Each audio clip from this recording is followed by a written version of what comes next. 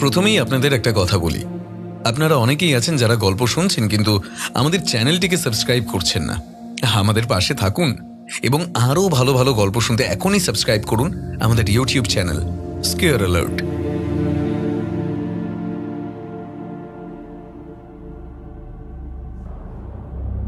খুনের খবর বারাসাতে দাবানলের মতো ছড়িয়ে পড়েছে। একজন মধ্যবয়স্কী লোকের মৃতদেহ ভোরবেলা পাওয়া গেছে রাস্তার ধারে। তার শরীর এমনভাবে বিকৃত করা হয়েছে যা দেখে যে কোনো মানুষের রাতের ঘুম উড়ে যাবে। হাত পাগুলো বিভৎসভাবে পিছন দিকে বেঁকানো, বুক চিরে ফুসফুসের কিছু অংশ বের করা। মুখের মধ্যে থেকে গড়িয়ে পড়ছে তাজা সরভাজা আর রসমালাই। তারা অপরাধের দৃশ্যের কাছে যাওয়ার সাথে সাথে একটা বিকট কণ্ঠ তাদের কানে এলো। আজ আপনাদের জন্য রয়েছে কনিষ্ক সাহার কলমে রাতের মিষ্টিওয়ালা। শুনতে থাকুন আজকের গল্প।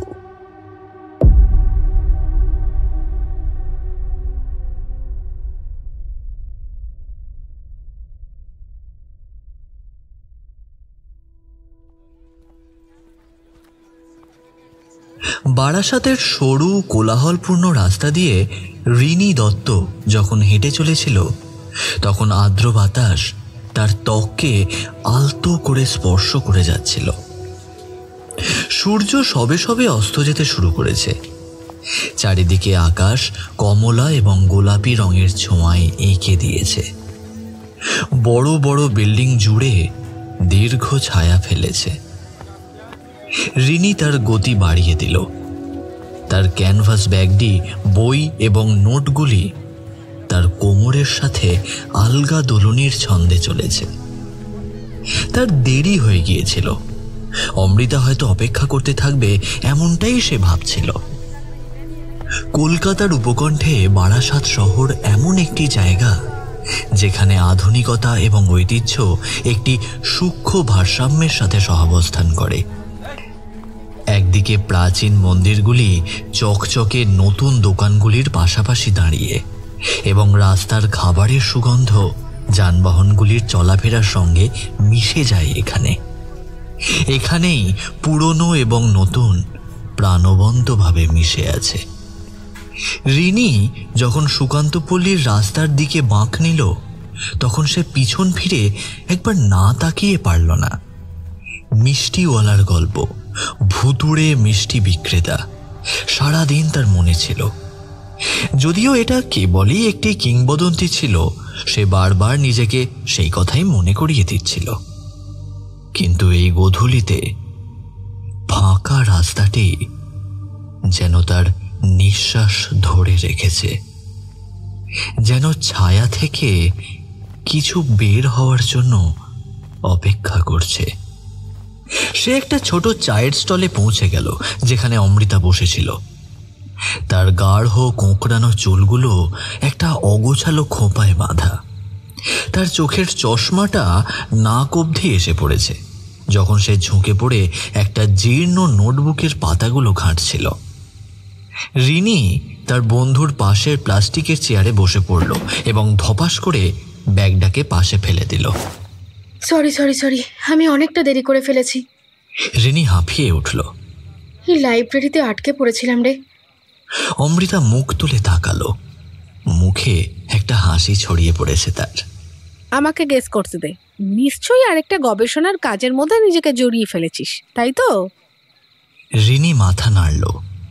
অমৃতার এগিয়ে দেওয়া ধোঁয়া ওঠা চায়ের কাপটা তুলে নিতে নিতে।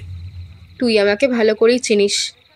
আসলে মিষ্টিওয়ালা সম্পর্কে একটা নতুন তথ্য হাতে এসেছে। নামটি উল্লেখ করার সাথে সাথে পাশের টেবিলের একজন বয়স্ক লোক তাদের দিকে তাকালেন। তার মুখটা উদ্বিগ্ন হয়ে উঠেছে। ব্যাপারটা লক্ষ্য করলি? সে ফিসফিস করে বলল, যতবার আমরা মিষ্টিওয়ালার কথা উল্লেখ করি লোকেরা প্রতিক্রিয়া জানায়। মানুষের মনে যেন একটা চাপা ভয় তৈরি হচ্ছে। সেই এলগিন রোড থেকে টেনে টেনে এখানে আনলি আমাকে। এখন অবধি প্রজেক্টটা কি নিয়ে করবি সেটা সাসপেন্স রেখেছিস, আর বারবার মিষ্টিওয়ালা করে যাচ্ছিস। আমাকে বলবি প্লিজ সেই মিষ্টিওয়ালাটা কে? আর প্লিজ এটা বলিস না যে তুই কোনো মিষ্টির দোকান নিয়ে প্রজেক্ট করছিস। বলছি আমি ভেবেছি আমাদের কলেজ প্রজেক্টটা আমরা করব লৌকিক ভয়ের গল্পের ওপর। মানে পাগল হয়ে গেছিস নাকি? প্রফেসর দুজনকেই বের করে দেবে ভূত পেতনি নিয়ে প্রজেক্ট করলে। উফ, শোন তো, লৌকিক ভূত বলতেই মাথায় আসে কি স্কন্দকাটা, নয়তো ওই মামদো মেছো এইসব তো। কিন্তু বারাসাতে একটা নতুন ধরনের ভূতের সন্ধান পেয়েছি, সে হলো মিষ্টিওয়ালা। এ ভাই, তোকে বলেছিলাম যে গাঁজা খাওয়াটা ছাড়। আরে শোন তো, জিনিসটা অত পাত্তা দিতাম না, কিন্তু ইন্টারনেটে একটা আর্টিকেল আছে, কেউ এটা নিয়ে স্টাডি করেনি, তুই একটু ভেবে দেখ। এই দেখ দেখ। এই বলে রিনি ফোনটা এগিয়ে দিল অমৃতার দিকে, ইন্টারনেটের আর্টিকেলটা খুলে। রিনি যখন ফোন দেখেছিল তখন চা দোকানের মালিক অশোক নামের এক লোক তাদের টেবিলের কাছে এগিয়ে এলো। সাবধানে থাকো তোমরা দুজন, অশোক সতর্ক করে দিল, তার কণ্ঠের ক্ষোভ কিন্তু সত্যিকারের উদ্বেগের সাথে। কিছু গল্প না বলাই ভালো।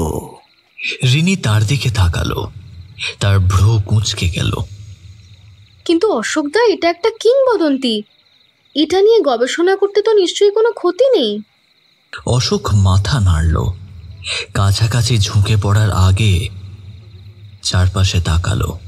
মিষ্টিওয়ালা শুধু একটি গল্পের চেয়েও বেশি কিছু। আমার নিজের ঠাকুরদাদাকে দেখেছেন বলে দাবি করতেন। কুয়াশার মধ্যে কেবল একটা ছবির মতো মিষ্টি চাই বলে ডাকছে। কিন্তু লোকে বলে যারা ওকে খুঁজতে বা ওকে নিয়ে কৌতূহল দেখায়, তাদের আত্মা দিয়েই তৈরি করে সে নিজের মিষ্টিগুলো।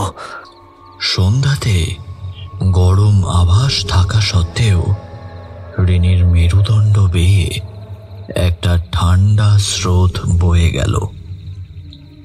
অমৃতাকে অবশ্য আগের চেয়ে বেশি কৌতূহলী লাগছিল। এটা তো বেশ ইন্টারেস্টিং ব্যাপার অশোকদা। অমৃতা বলল, তার কলম তার নোটবুকের উপর চলতে শুরু করেছে। আপনার ঠাকুরদা যা দেখেছেন সে সম্পর্কে আপনি কি আমাদের আরও কিছু বলতে পারবেন? অশোক গল্পটি বর্ণনা করার সাথে সাথে রিনির মনে সংশয় থাকা সত্ত্বেও গল্পটা তাকে আকৃষ্ট করছিল। মিষ্টিওয়ালার গল্প প্রজন্ম ধরে বারাসাতের লোককাহিনীর অংশ ছিল। বলা হয় যে তিনি একসময় সকলের প্রিয় মিষ্টি বিক্রেতা ছিলেন, যা তার সুস্বাদু মিষ্টি দই এবং রসগোল্লার জন্য পরিচিত। কিন্তু দুঃখজনক ঘটনা ঘটে যখন তার পরিবার একটি ভয়াবহ দুর্ঘটনায় নিহত হয়। শোকগ্রস্ত মিষ্টি বিক্রেতা অতিপ্রাকৃত শক্তির সাথে একটি চুক্তি করেছিল, তার মানবতার মূল্যে অমরত্ব অর্জন করেছিল। এখন এই কিংবদন্তি অনুসারে মিষ্টিওয়ালা সূর্যাস্তের পর নাকি বারাসাতের রাস্তায় রাস্তায় ঘুরে বেড়ায়।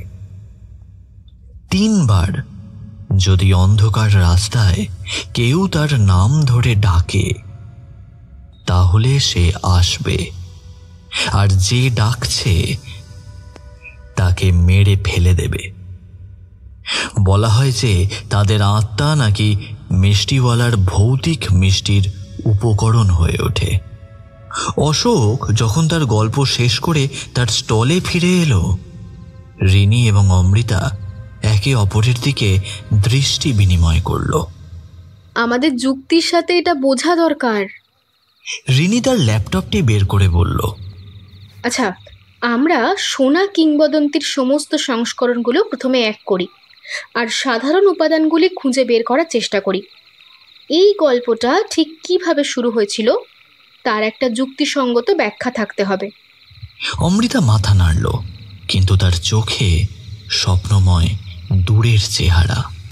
এর চেয়েও বেশি কিছু থাকলে কি হবে রিনি? বাস্তব এবং কল্পনার মাঝে যদি কিছু কিংবদন্তি থেকে যায়, যদি, তার কি কিছু হবে? রিনি দীর্ঘশ্বাস ফেলে। রিনি জানে অমৃতা চিরকালই একটু কল্পনাপ্রবণ। তাদের এই বিপরীত চরিত্রের জন্যই হয়তো তারা একে অপরের ওপর এতটা নির্ভর করে। এই কারণেই তো আমরা একসাথে এটা করছি। তুই আমাকে বাস্তবে খুব বেশি আটকে পড়া থেকে বিরত রাখিস, আর আমি তোকে বাস্তবতার সঙ্গে সংযুক্ত রাখি। তারা কাজ করার সাথে সাথে তাদের চারপাশের রাস্তা আরো শান্ত হয়ে উঠল। দোকানদাররা তাদের শাটার নামিয়ে দেয় এবং পুরো রাস্তাও শুনশান হয়ে ওঠে। এটা শোন, রিনি বলল, অনলাইনে পাওয়া একটা পুরনো সংবাদপত্রের নিবন্ধ। 1967 সালে সুকান্তপল্লীতে একের পর এক নিখোঁজ হওয়ার ঘটনা ঘটেছিল। সব ভুক্তভোগীদের শেষ রাতে দেখা গিয়েছিল এবং প্রত্যেকে নিখোঁজের আগে কেউ একজন মিষ্টি চাই বলে ডাকতে শুনেছিল। অমৃতা ঝুঁকে পর্দার দিকে তাকালো। তার চোখ বড় বড়। ব্যাপারটা স্ট্রেঞ্জ। তুই কি মনে করিস এটা মিষ্টিওয়ালা গল্পের সাথে যুক্ত হতে পারে? এটা গল্পের উৎস হতে পারে, অথবা এটাও হতে পারে যে কেউ প্রকৃত অপরাধ ধামাচাপা দেওয়ার জন্য এই মিষ্টিওয়ালার গল্পকে ব্যবহার করেছে। আমাদের আরও তথ্যের প্রয়োজন। যখন তারা তত্ত্ব নিয়ে বিতর্ক করছিল, তখন তাদের পায়ের চারপাশে কুয়াশা হতে শুরু করেছে। তারা কেউই জমা হওয়া কুয়াশাকে লক্ষ্য করেনি। না, তারা ধ্যান দিয়েছিল বাতাসে ভেসে আসা ক্ষীণ সুরেলা কণ্ঠস্বরের দিকে। মিষ্টি চাই, মিষ্টি চাই। মেয়েরা, তোমাদের এখনই বাড়ি যেতে হবে। অশোকের ডাকে তাদের হুঁশ ফেরে। অশোকের মুখ ফ্যাকাশে হয়ে গেছে। তারা বুঝতে পারল যে কতটা দেরি হয়ে গেছে।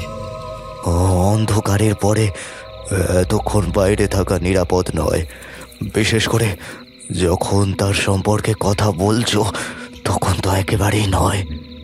রিনি তর্ক করতে চেয়েছিল যে এটা শুধুই তাদের কুসংস্কার, কিন্তু অশোকের চোখের দিকে তাকিয়ে সে থেমে গেল। সে এবং অমৃতা দ্রুত তাদের জিনিসপত্র গুছিয়ে নিল।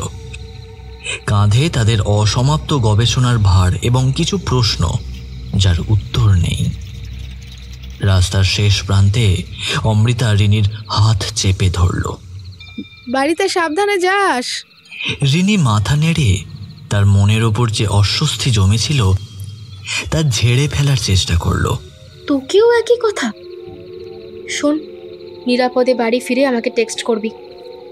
রিনি যখন অন্ধকার রাস্তায় দ্রুত হেঁটে যাচ্ছিল, তখন তার মনের মধ্যে আজকে যা কিছু শুনেছিল তারই সাথে যেন দৌড় চলছিল। মিষ্টিওয়ালার কিংবদন্তি কেবল একটা ভীতিকর গল্পের চেয়েও বেশি ছিল। এটি বারাসাতের ইতিহাস এবং সংস্কৃতির সাথে একেবারে অঙ্গাঙ্গিভাবে জড়িত। এর রহস্য উন্মোচন করতে তাদের সমস্ত দক্ষতা এবং সাহস লাগবে, কিন্তু কিংবদন্তির পিছনে সত্য খুঁজতে গিয়ে তারা কি অসাবধানতাবশত নিজেদের বিপদে ফেলেছিল? এবং যদি মিষ্টিওয়ালা কেবল একটি গল্পের চেয়েও বেশি কিছু হয়, তবে তাদের প্রিয় শহরের ছায়ায় লুকিয়ে থাকা অন্য কি রহস্য থাকতে পারে? এই সব অস্থির চিন্তা মাথায় ঘুরপাক করছিল। তাই আর বেশি দেরি না করে রিনি তাড়াতাড়ি বাড়ি চলে গেল।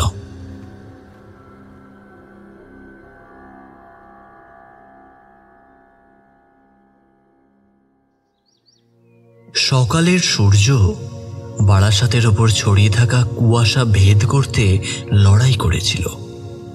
জেগে ওঠা শহরের ওপর যেন একটা নিঃশব্দ আভা ছড়িয়ে দিচ্ছিল।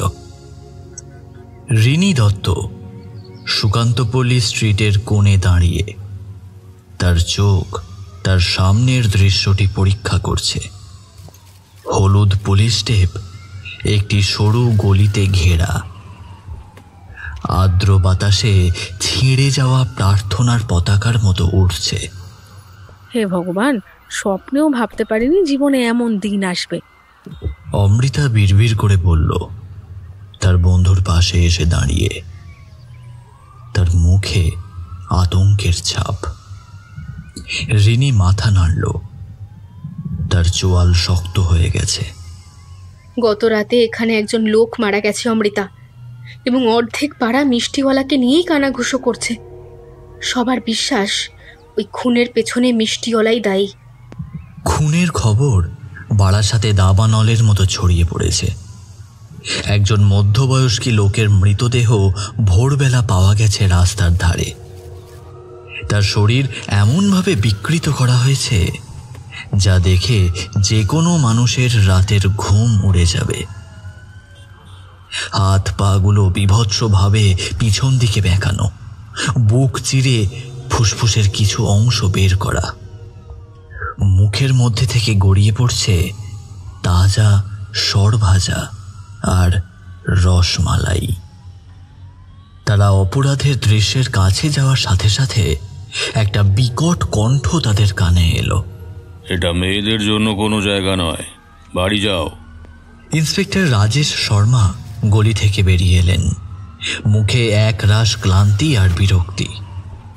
রিনি বহু বছর ধরে ইন্সপেক্টরকে চিনত। তার বাবার ভালো বন্ধু ছিলেন রাজেশ শর্মা। রিনি, তুই এখানে কি করছিস? রাজেশ শর্মা রিনির দিকে তাকিয়ে বলে, ইন্সপেক্টর শর্মা, আমরা এখানে স্থানীয় লোককথার ওপর আমাদের কলেজ প্রজেক্টের তথ্য সংগ্রহ করতে এসেছি, তাই ভাবলাম। তাই তুমি ভেবেছিলে যে গোয়েন্দাগিরি করবে, তাই তো? শর্মা বাধা দিলেন। তার কণ্ঠস্বর কিছুটা নরম হচ্ছে। রিনিমা, এখানে খুন হয়ে গেছে, বাড়ি যা মা, জায়গাটা ঠিক সুবিধের নয় তোর জন্য। অমৃতা এগিয়ে গেল। তার শৈল্পিক আত্মা এই কঠিন মুহূর্তেও সৌন্দর্য খুঁজে পাচ্ছে। স্যার, আমরা হস্তক্ষেপ করার চেষ্টা করছি না, কিন্তু লোক বলছে যে এর পেছনে নাকি মিষ্টিওয়ালার হাত আছে, তাই একটু।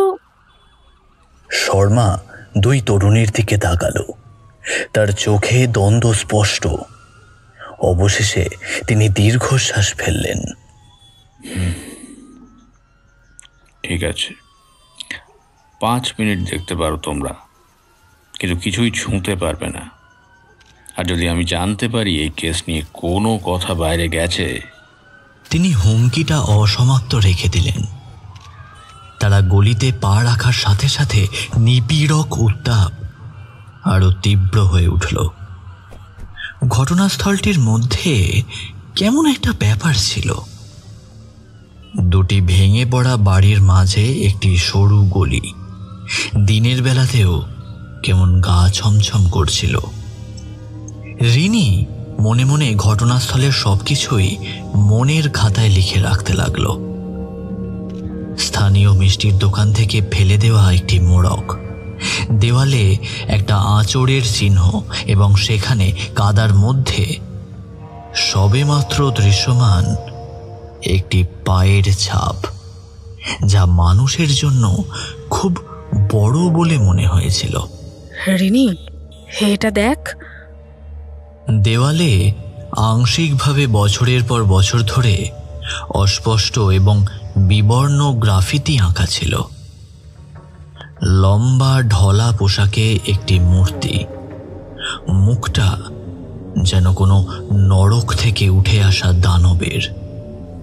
এর হাতে কোনো মিষ্টির বাক্সের মতো কিছু একটা। রিনি বলল, যেখানে মিষ্টিওয়ালার ছবি আঁকা সেখানেই মৃত্যু। অদ্ভুত। ততক্ষণে গলির মুখে ভিড় জড়ো হয়েছিল। ফিসফিস কথোপকথন তাদের কানে পৌঁছেছে। আরে বাবা, ঠিক অন্যদের মতো মিষ্টিওয়ালার অভিশাপ, তার নামটা বলা উচিত হয়নি। রিনি এবং অমৃতা এক দৃষ্টে তাকিয়ে রইল। লোকেদের কানাঘোষও তাদের কানে এসে লাগছিল। তারা যখন গলির বাইরে চলে গেল, ইন্সপেক্টর শর্মা রিনিকে একপাশে টেনে নিয়ে গেল। রিনি, দয়া করে এসবের থেকে দূরে থাক মা। এসব খুন খারাপির ব্যাপার, তার উপর। কিছু একটা বলতে গিয়ে থেমে গেল। রিনির কৌতূহল বেড়ে গেল, জিজ্ঞেস করল, তার উপর?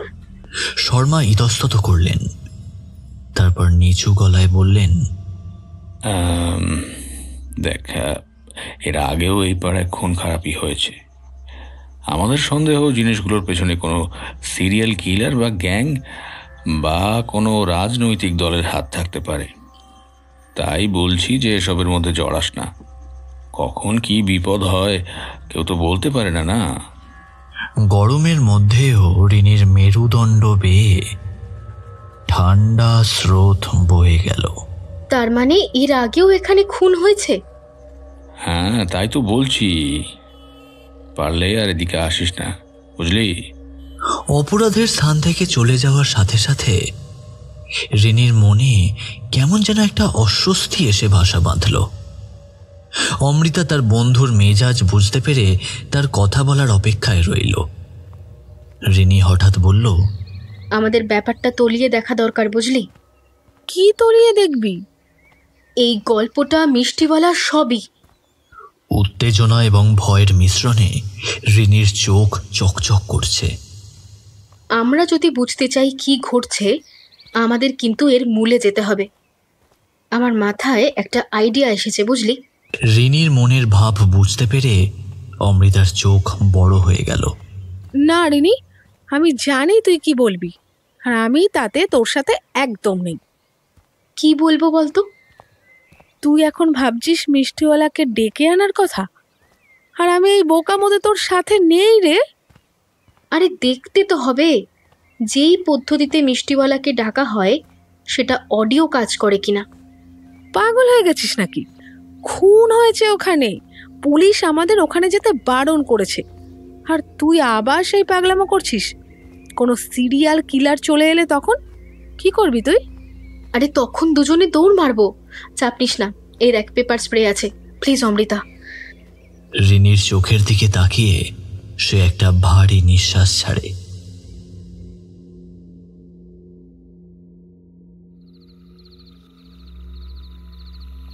বারাসাতে রাত নেমে আসার সাথে সাথে রিনি এবং অমৃতা এসে পৌঁছেছে সুকান্তপল্লী স্ট্রিটের কাছে। এক সময়ের জমজমাট রাস্তাটা এখন ফাঁকা। রাস্তার পাশে কোনো কুকুর বেড়ালও চোখে পড়ছে না। চারিপাশে এক আশ্চর্য নিস্তব্ধতা। তারা গলির মুখের কাছে একটি জায়গা বেছে নেয় যেখানে লাশ পাওয়া গিয়েছিল। রিনির হৃৎপিণ্ড ধড়ফড় করছিল। মনের মধ্যে একটা উত্তেজনা আর ভয় দুটোই একসাথে কাজ করছিল তার। অন্যদিকে অমৃতা তার নার্ভাসনেস লুকানোর কোনো চেষ্টাই করেনি। তার চোখে মুখে ফুটে উঠেছে অজানা আশঙ্কা। মিষ্টিওয়ালার অস্তিত্বে তার বিশ্বাস নেই, কিন্তু সত্যি যদি কোনো সিরিয়াল কিলার বা কোনো গ্যাংয়ের মুখোমুখি হয় তাহলে। রেডি? রিনি জিজ্ঞেস করল। ওর কণ্ঠস্বর ফিসফিসিয়ে উঠল। অমৃতা মাথা নেড়ে বন্ধুর হাত শক্ত করে চেপে ধরল। রিনি একটা গভীর শ্বাস নিল। কিছুটা বোকা বোধ করল, কিন্তু তাকে যে উত্তেজনা আঁকড়ে ধরেছিল তা ঝেড়ে ফেলতে পারল না। স্পষ্ট কণ্ঠে সে ডাক দিল, মিষ্টিওয়ালা।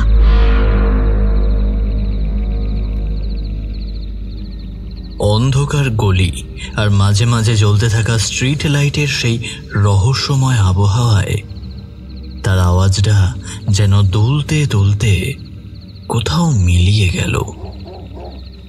দূরে একটা কুকুর ঘেউ ঘেউ করে তারপর চুপ করে গেল। মিষ্টিওয়ালা? এটা কি রিনির কল্পনা নাকি? আবহাওয়াটা হঠাৎ হালকা ঠান্ডা হয়ে গেল মনে হলো। মিষ্টিওয়ালা? রিনির গলা জড়িয়ে ধরে।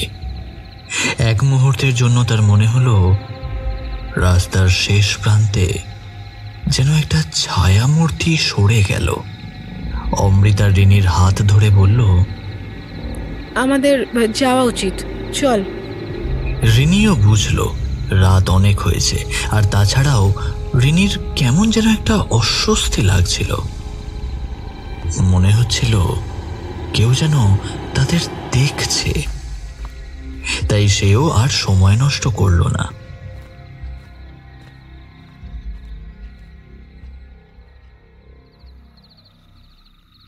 লেক টাউনে নিজের ঘরে ল্যাপটপের সামনে বসে এসির হাওয়া গায়ে লাগিয়ে রিনি একটু স্বস্তি অনুভব করল। বারাসাতে কিছুক্ষণ আগে ঘটে যাওয়া ঘটনাগুলো যেন একটা দুঃস্বপ্নের মতো লাগছিল তার কাছে। পাশেই অমৃতা বসেছিল। রাত বেশি হওয়ার জন্য রিনির সাথেই থাকবে, সেটা সে মা বাবাকে জানিয়ে দিয়েছে। তার দিকে লক্ষ্য করেই রিনি বলে উঠল, কাল রাতে আবার যাবি? অমৃতা নিজের নোটবুকে হড়বড় করে কি সব লিখছিল। রিনির কথায় সে উপরের দিকে তাকালো। রিনি, আমি ওর নাম ধরে ডাকলাম, কিছুই হয়নি, ছেড়ে দে এবার। ঠিক আছে বলে রিনি তার ল্যাপটপটা বন্ধ করে দিল।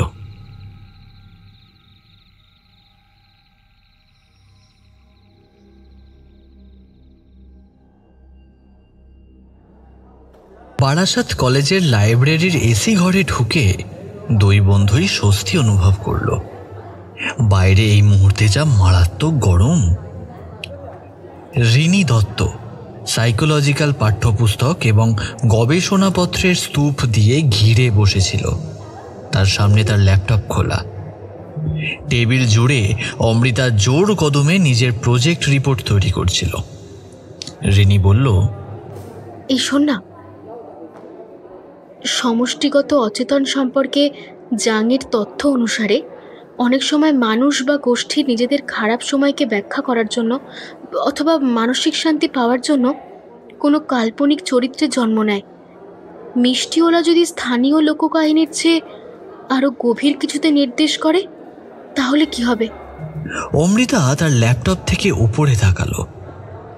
রিনি সুকান্তপল্লী স্ট্রিটে যে দেওয়াল ছবিগুলো দেখেছিল সেটার ফোনে তোলা ছবিটা তার সামনে তুলে ধরে।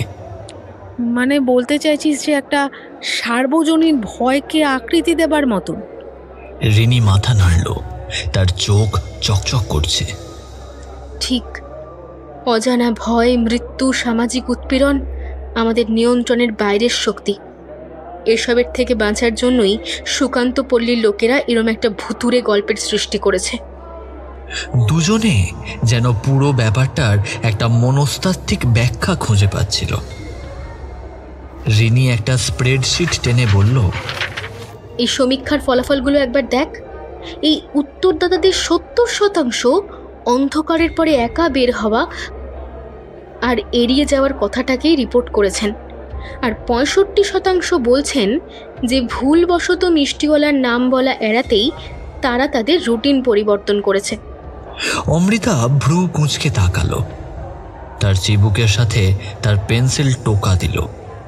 কিন্তু এটার কারণ কি? তারা সত্যিই মিষ্টিওয়ালাতে বিশ্বাস করে, নাকি ওখানকার রাজনৈতিক দাঙ্গার ভয়? এই প্রশ্নটা রিনিকেও বিরক্ত করছিল।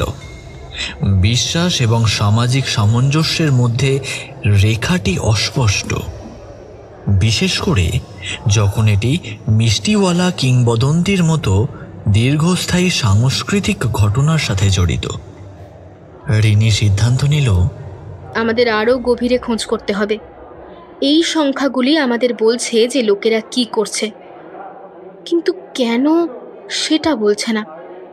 আমাদের এই ভয়ের মূলটাই বুঝতে হবে। যখন তারা গবেষণাপত্র গুছিয়ে নিচ্ছে তখন তাদের টেবিল জুড়ে একটা ছায়া পড়ল। বৃদ্ধা গ্রন্থাগারিক মিসেস চ্যাটার্জিকে দেখার জন্য তারা মুখ তুলে তাকালো। তার মুখ উদ্বেগে ভেসে উঠল। আমি লুকিয়ে তোমাদের কথা না শুনে পারলাম না, সে বলল, তার কণ্ঠস্বর কিছুটা কাঁপছে। তোমরা মেয়েরা আগুন নিয়ে খেলছো, তা জানো, কিছু গল্পকে বইয়ের পাতায় রাখাই ভালো, তাদেরকে নিয়ে বেশি ঘাঁটতে যেও না। রিনি যুক্তিপূর্ণ ব্যাখ্যা দিতে মুখ খুলল, কিন্তু অমৃতা প্রথমে কথা বলল। মিসেস চ্যাটার্জি, মিষ্টিওয়ালা কিংবদন্তির সাথে আপনার কি কোনো অভিজ্ঞতা আছে? বৃদ্ধ মহিলার চোখ একবার তীক্ষ্ণ দৃষ্টিতে আগে খালি লাইব্রেরির চারপাশে ঘুরে এলো। না, আমার নেই, তবে আমার ঠাকুমা তিনি বলতেন যে তিনি তাকে একবার দেখেছিলেন।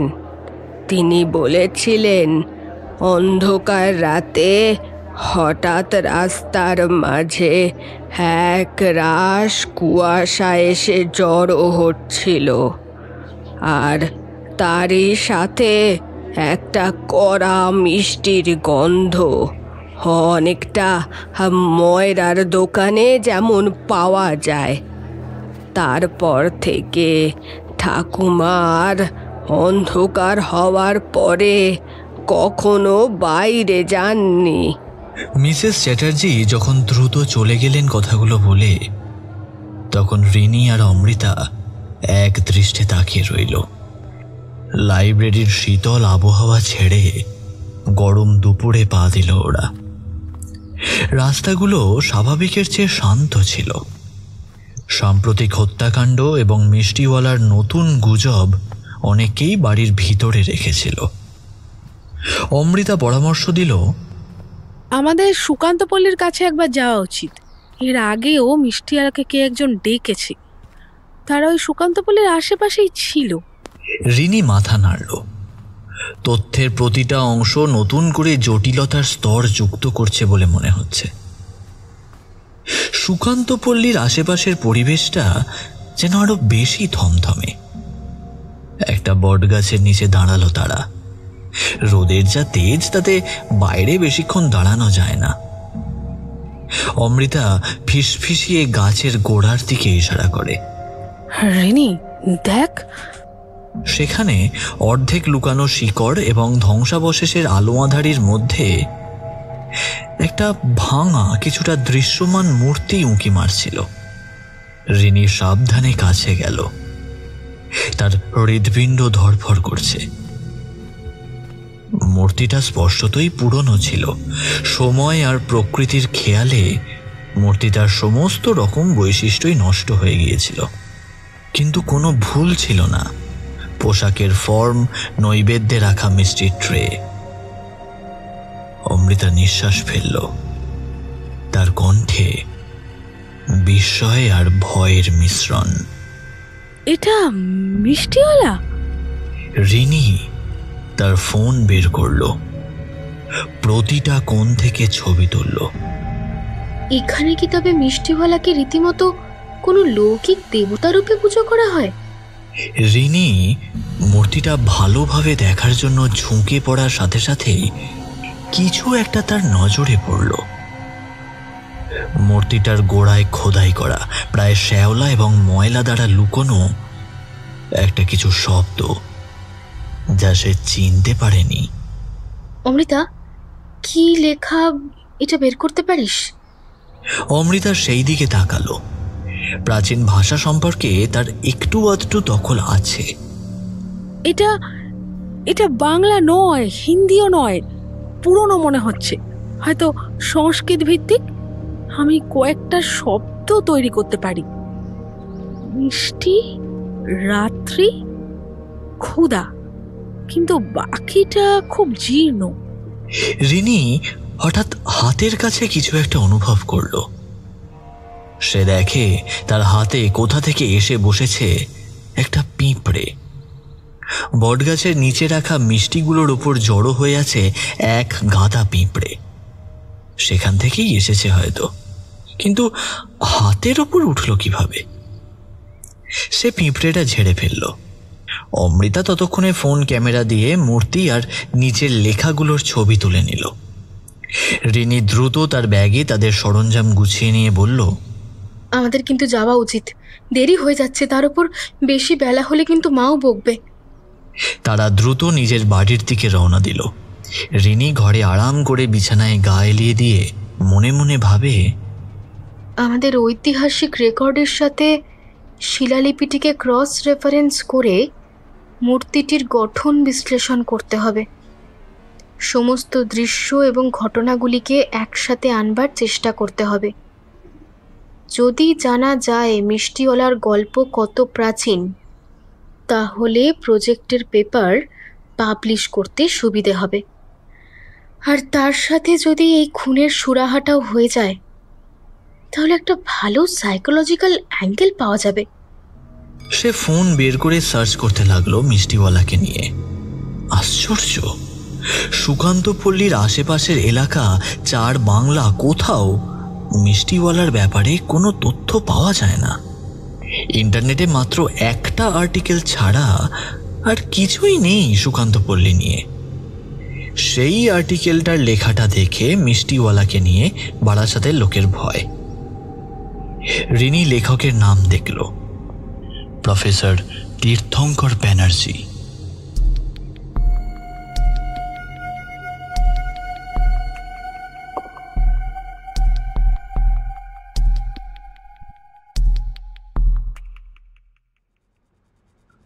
মশলা এবং সিদ্ধ তরকারির সুগন্ধ ছড়িয়ে পড়েছিল তীর্থঙ্কর ব্যানার্জির ছোট অ্যাপার্টমেন্টটিতে। তীর্থঙ্কর ব্যানার্জি স্থানীয় ইতিহাসবিদ এবং দক্ষিণ 24 পরগনায় স্বঘোষিত বিশেষজ্ঞ। রিনি দত্ত এবং অমৃতা জীর্ণ কুশনের উপর পা রেখে বসেছিল। তাদের প্লেটে সুগন্ধি ভাত এবং মাছের ঝোল। তাদের কাছ থেকে কথা শুনে তীর্থঙ্করের চোখ মোটা চশমার পিছনে উত্তেজনায় জ্বলজ্বল করছিল।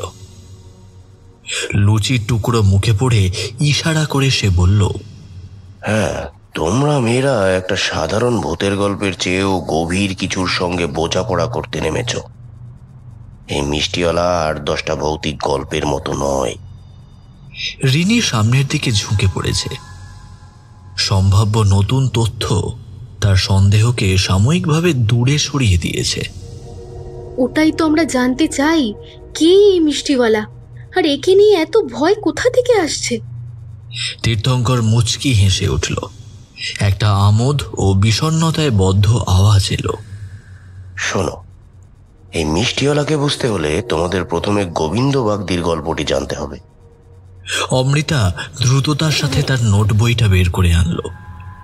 তীর্থঙ্কর আবার স্থির হয়ে গেল। তার চোখ যেন দূর অতীতের কোনো ঘটনাকে সাক্ষী করছে। গোবিন্দ বাগদি 1800 দশকের শেষের দিকে জন্মগ্রহণ করেছিলেন। স্থানীয় মিষ্টি বিক্রির ফেরিওয়ালার ছেলে। তারা নিম্নবর্ণের ছিল, কিন্তু তাদের মিষ্টি ছিল সকলের প্রিয়। গোবিন্দ তার বাবার ব্যবসায় সাহায্য করত। মিষ্টি দই, রসগোল্লা এবং আরো ডজন খানেক মিষ্টি সে তৈরি করাও শিখেছিল। তাহলে কিংবদন্তির মিষ্টিওয়ালা একজন বাস্তব ব্যক্তির উপর ভিত্তি করা? আলবাত। প্রতিদিন গোবিন্দ ভোরবেলা রওনা হতো মিষ্টি ভরা ঝুড়ি হাতে। মিষ্টি চাই, মিষ্টি চাই, মিষ্টি চাই বলতে বলতে। তারপর তীর্থঙ্করের মুখ বিষণ্ণতায় ভরে উঠল।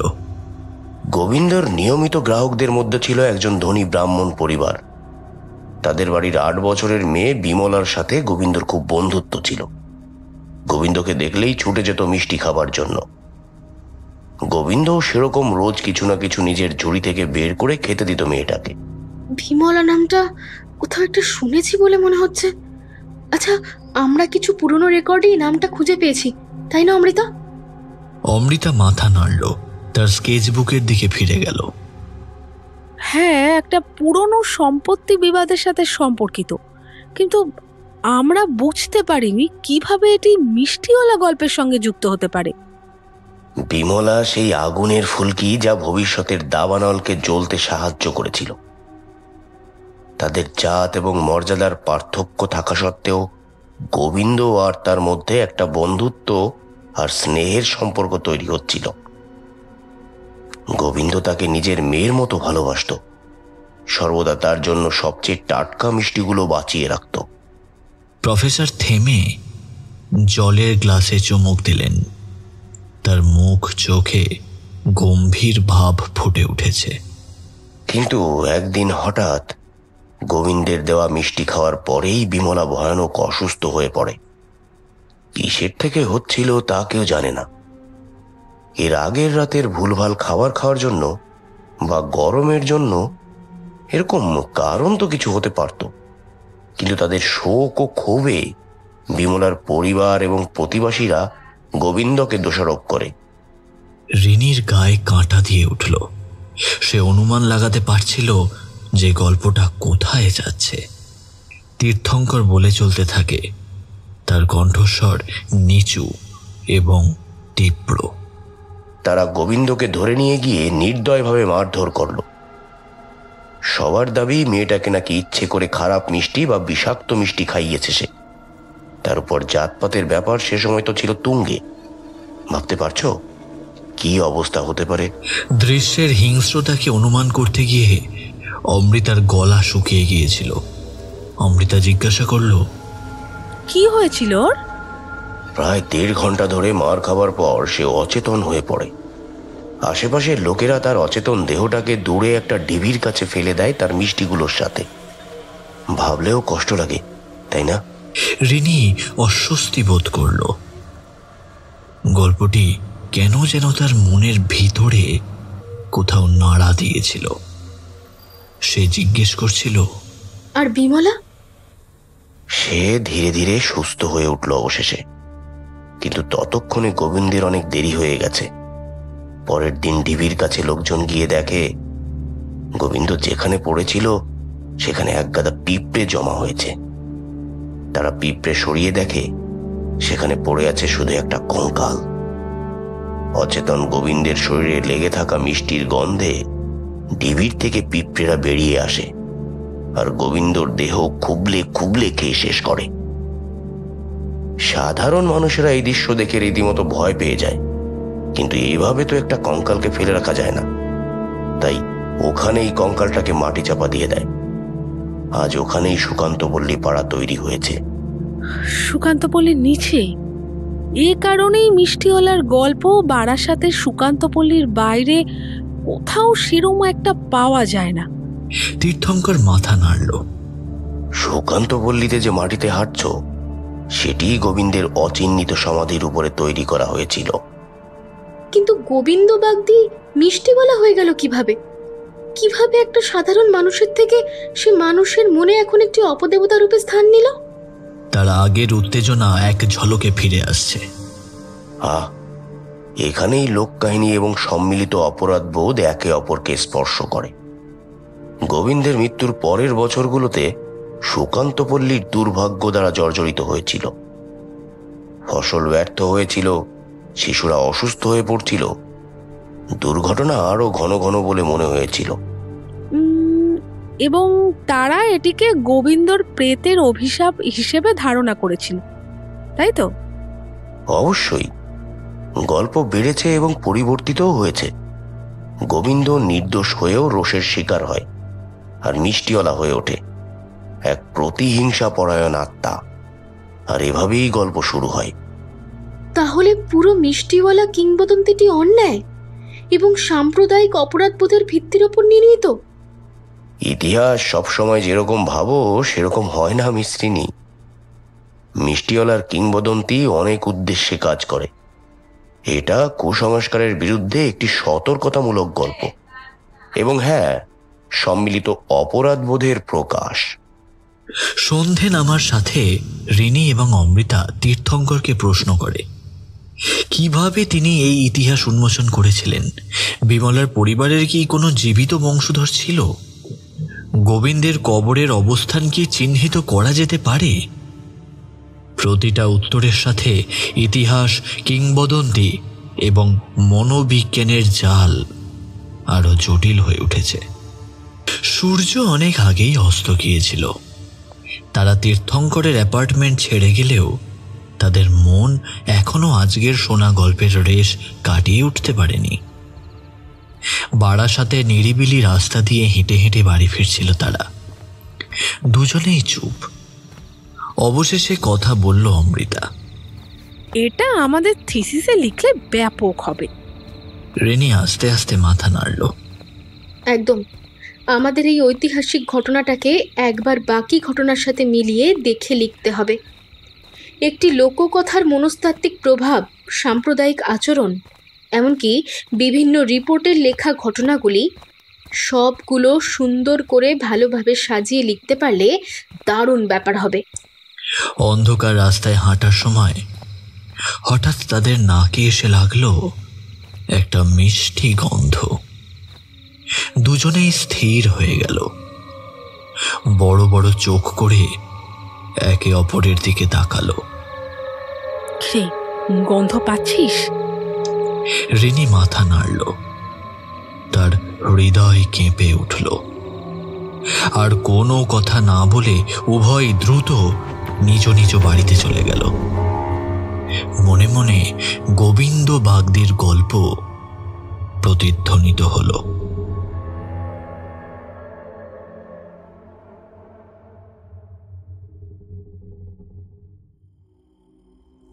রিনি দত্ত ইদানিং প্রায়ই বারাসাতে গিয়ে লোকেদের থেকে খোঁজ খবর নেয় মিষ্টিওয়ালার সম্পর্কে। অমৃতা মাঝে মাঝে আসে। সেদিন বিকেলে সুকান্তপল্লী থেকে বেরোনোর সময় একটা রুক্ষ হাত চেপে ধরে তার হাত। রিনি তাকিয়ে দেখল একটা লম্বা চওড়া লোক, গলায় সোনার চেন, মুখে চিবুক দাড়ি, গায়ে সাদা ফতুয়া। লোকটি বলল, এখানে এত ঘুরঘুর করছিস কেন?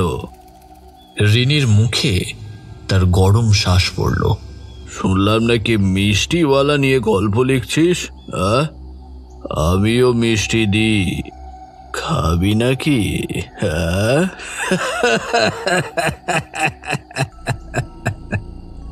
বলেই একটা নোংরা হাসি হাসল রিনির দিকে তাকিয়ে। রিনির ভেতরে ভয় ঢুকলেও সে তার মুখে সেটা প্রকাশ করতে দিল না। ছেড়ে দাও, ছাড়ো ছাড়ো বলছি, ভালো হবে না কিন্তু না হলে। লোকটির হাত আরো শক্ত হয়ে গেল। একটি নিষ্ঠুর হাসি তার সারা শরীরে ছড়িয়ে পড়ছে যেন। খুব দম দেখছি। অবশ্য শান্ত আর ন্যাকামে আমার পোষায় না। চল চল আমার সাথে, তোকে মিষ্টিওয়ালা দেখাবো। হঠাৎ রিনির মনের ভেতর কয়েকটা কথা ভেসে ওঠে। তুই তার মানে মিষ্টিওয়ালার নাম করে সুকান্তপল্লীতে এতদিন ধরে মানুষ মারছিস? লোকটির চোখ বিস্ময় প্রশস্ত হলো, তারপর বিপজ্জনকভাবে সংকুচিত হলো। চালাক আছিস, কিন্তু তোর কথা বিশ্বাস করবে কে?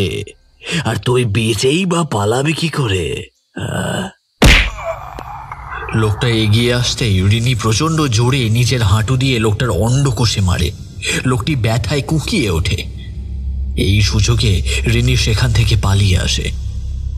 একটু দূরে এসে রিনি ফোন বের করে ইন্সপেক্টর শর্মাকে কল লাগায়। কিছুক্ষণের মধ্যেই সেখানে এসে দাঁড়ায় একটি পুলিশ জিপ, যা কিনা নিয়ে যায় রিনিকে বারাসাত থানায়। ইন্সপেক্টর শর্মাকে সব কিছু খুলে বলল সে। আমি তাকে চিনিয়ে দিতে পারি, সেই মিষ্টিওয়ালা সেজে লোকেদের ভয় দেখাচ্ছে।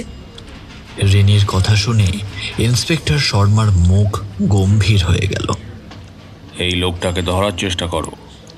সন্ধ্যা গড়ানোর সাথে সাথে ঘটনাগুলো দ্রুত বদলে যেতে থাকে। রিনির বর্ণনা এবং কিছু দ্রুত পুলিশের কাজের উপর ভিত্তি করে প্রীতম দাস নামে চিহ্নিত গুন্ডাকে জিজ্ঞাসাবাদের জন্য আনা হলো। প্রমাণের ভিত্তিতে এবং রিনির বয়ানের পর বেশি সময় লাগলো না প্রীতমকে অ্যারেস্ট করতে। প্রীতম প্রথম দিকে মানা করলেও পরে পুলিশের মারের চোটে নিজের ভুল নিজেই স্বীকার করে। রিনি বাইরে ছিল।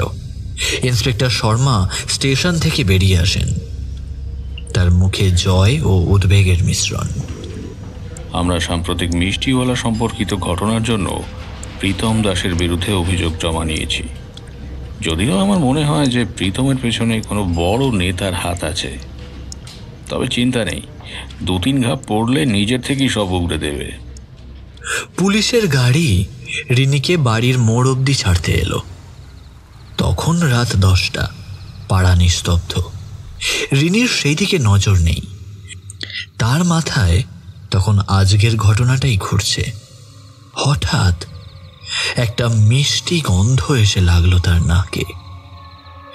গরম জিলিপির মিষ্টি সুগন্ধ বাতাসে ভেসে ওঠে, সাথে একটি নরম সুরেলা কণ্ঠ, মিষ্টি চাই, মিষ্টি মিষ্টি চাই। রিনির দম আটকে এলো। সামনে একটি রাস্তার বাতির আবঝা আলোতে একটি ছায়ামূর্তি যেন দাঁড়িয়েছিল। একটা আপাদ মস্তক চাদরে ঢাকা লোক একটা ঝুড়ির মতো কি নিয়ে কুঁকড়েছিল। তার মুখ দেখা যাচ্ছে না, কিন্তু সেই ফাঁকা রাস্তায় লোকটাকে দেখে রিনির মেরুদণ্ড দিয়ে একটা ঠান্ডা স্রোত বয়ে গেল। রিনির কণ্ঠস্বর সামান্য কাঁপছে। হ্যালো হ্যালো, কে কে ওখানে? ছায়ামূর্তি কোনো উত্তর দিল না। তার বদলে কেমন একটা টাল খাওয়া অবস্থায় তার দিকে এগোতে শুরু করে। যতই কাছে আসছে, মিষ্টির গন্ধটা যেন আরো ঝাঁঝালো হয়ে যাচ্ছে। আপাদ মস্তক ঢাকা লোকটার মুখের দিকে তাকাতেই আঁতকে উঠল সে। দুটো আগুনের ভাঁটার মতো চোখ জ্বলজ্বল করছে ভেতর থেকে। রিনির মন তাকে দৌড়ানোর জন্য চিৎকার করে বলেছিল, কিন্তু সে নিথর। কাছে আসা ছায়ামূর্তিটি তাকে বশীভূত করে রেখেছে যেন। ছায়ামূর্তিটা যখন রিনির খুব কাছে এসে গেছে, তখনই পিছন থেকে একটা গাড়ির হর্ন বেজে উঠল। রিনি যেন নিজের দেহে সাড় ফিরে পেল। পেছন থেকে একটা অ্যাম্বাসেডর গাড়ি চলে এলো। রিনির সামনে তাকালো, রাস্তা ফাঁকা, কেউ কোথাও নেই।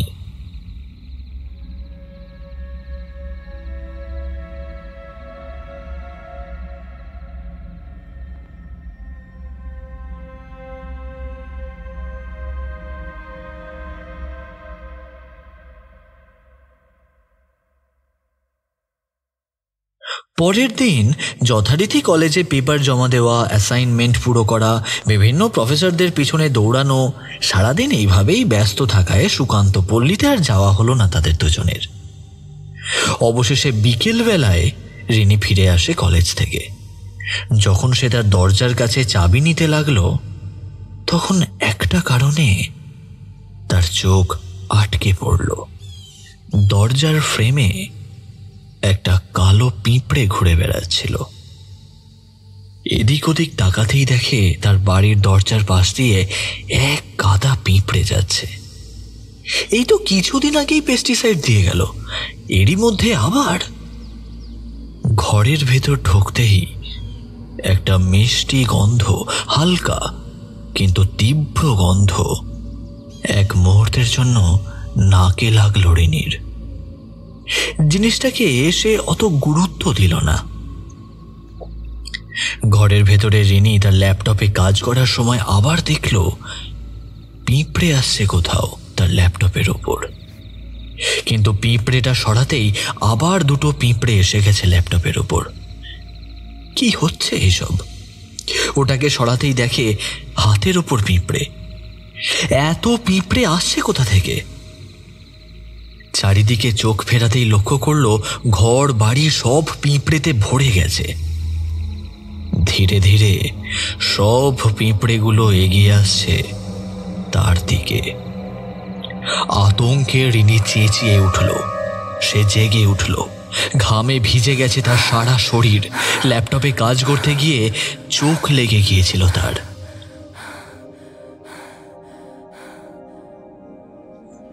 পরের দিন রিনি তাদের অভ্যেস মতো চায়ের স্টলে অমৃতার সাথে দেখা করে। রিসার্চ পেপারের কাজটা অনেকটা পুরো হয়েছে বুঝলি, শুধু কয়েকটা গ্রাফ আর নিউজ পেপারের ক্লিপিং অ্যাড করতে হবে। ভাবছি কোনো ভালো একজন মনস্তত্ত্ববিদের ইন্টারভিউর সাথে জুড়ে দেব। তোর এরম কেউ চেনাশোনা আছে নাকি? রিনি কিন্তু তখন টেবিলের কোণে ফাটলের দিকে তাকিয়ে কিছুক্ষণ আগে একটা পিঁপড়েকে সে সেদিকে যেতে দেখেছে। তখন থেকে ওই দিকেই নজর তার। রিনি, শুনেছিস? অমৃতার কণ্ঠ মনে হলো দূর থেকে আসছে। হ্যাঁ বল। তুই ঠিক আছিস? মন কোথায় তোর? না না, কোথাও না, আসলে রাতে ঠিক ঘুম হয়নি রে। হঠাৎ সে তার হাতে একটা সুরসুরি অনুভব করল।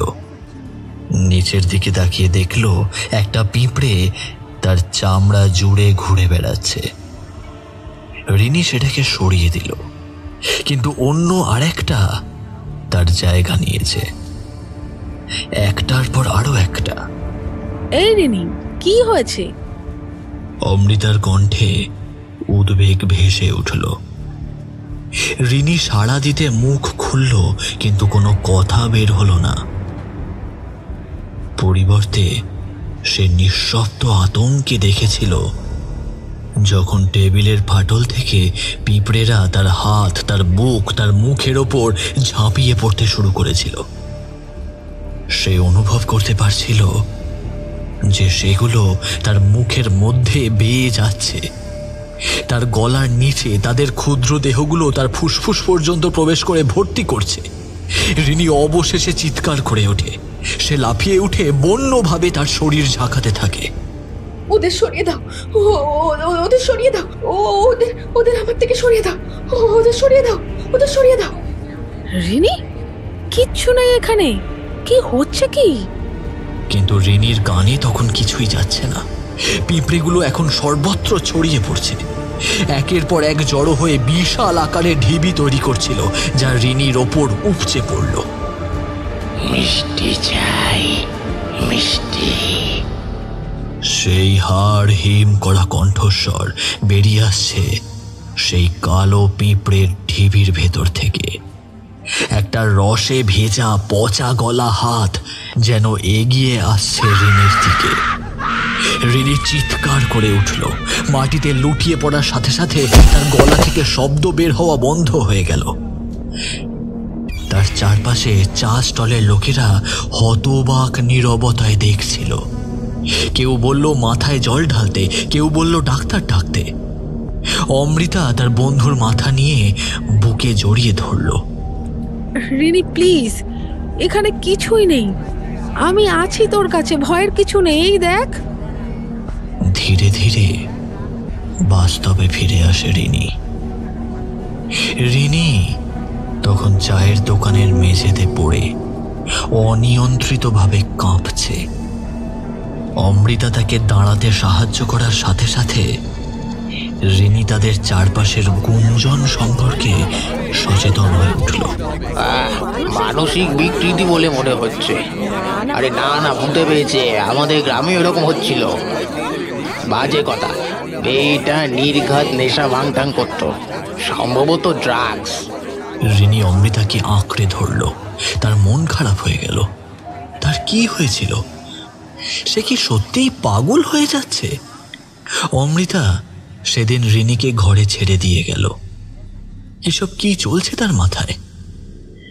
মানসিক চাপ এবং একটি অতি সক্রিয় কল্পনার পণ্য, নাকি সত্যিকারে মিষ্টিওয়ালা এখন তার পিছু নিয়েছে? শেষ বিকালের সূর্য রিনির ঘরের পর্দা ভেদ করে মেঝে জুড়ে লম্বা ছায়া ফেলেছে। রিনি তার চেয়ারে কুঁকড়ে বসে আছে। ঘুমের অভাবে তার চোখ লাল হয়ে গেছে। তার স্বাভাবিক চেহারা আর নেই। ইদানিং বাড়ির আনাচে কানাচে একটা পিঁপড়ে দেখতে পাচ্ছে সে। মাঝে মাঝে মনে হচ্ছে তার গা বেয়ে সুরসুর করে কি যেন উঠছে। আর তাছাড়া একটা মিষ্টি গন্ধ তাকে সারাক্ষণ তাড়া করে বেড়াচ্ছে। দরজায় একটা মৃদু শব্দ তাকে চমকে দিল।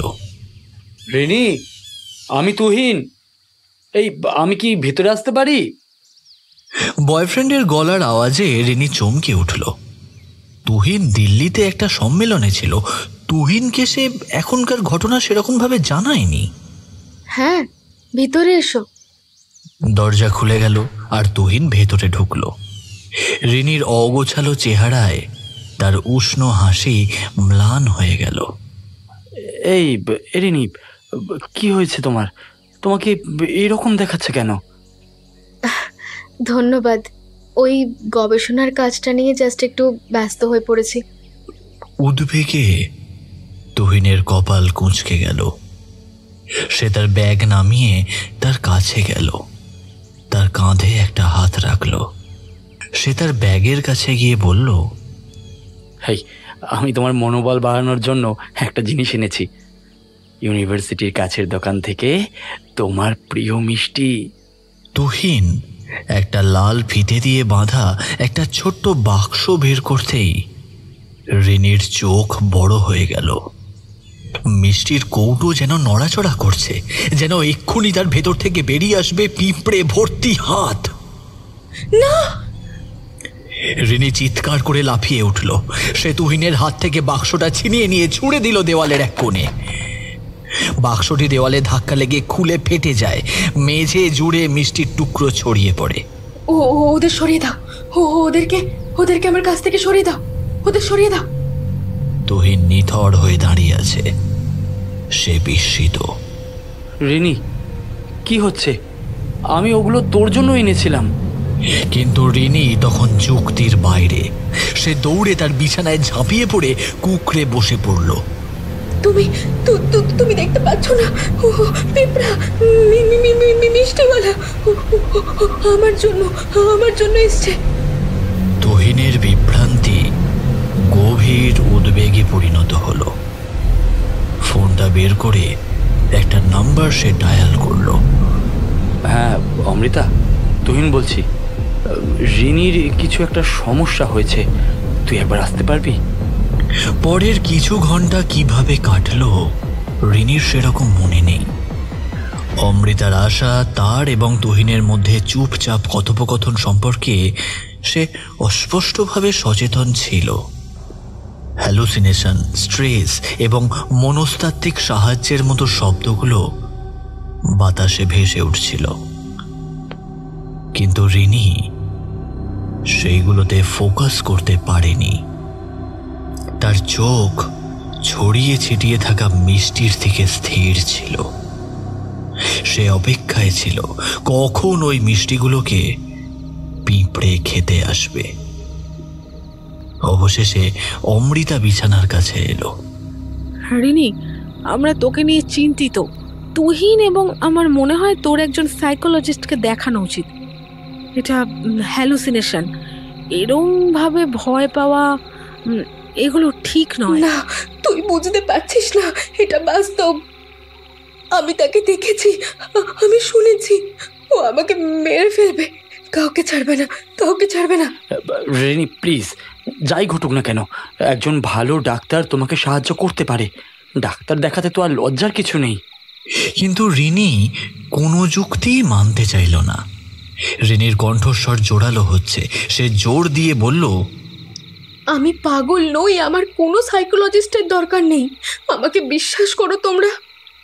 অমৃতা আর তুহিন অসহায় দৃষ্টি বিনিময় করল। আচ্ছা রিনি, যুক্তি দিয়ে একবার ভাব। আমরা কয়েক সপ্তাহ ধরে মিষ্টিওয়ালার গল্প নিয়ে গবেষণা করছি। এটা কি সম্ভব নয় যে মানসিক চাপ এবং ঘুমের অভাবে তুই ভুল দেখেছিস? আচ্ছা, শেষ কবে একটানা ঘুম হয়েছিল তোর বলতো? এক মুহূর্তের জন্য রিনির মুখে সন্দেহের ছাপ পড়ল।